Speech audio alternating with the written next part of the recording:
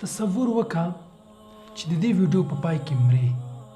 آیا مرګ ته آماده یې؟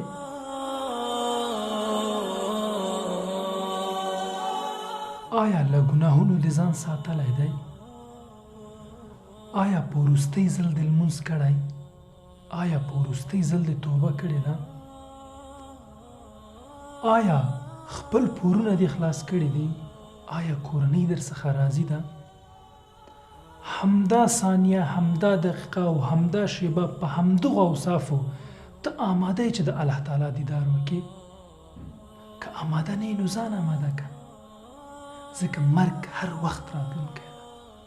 په مرګ باور نشته او د مرګ فرشته چاته بلنلیک نه لیکي. السلام علیکم ورحمة الله.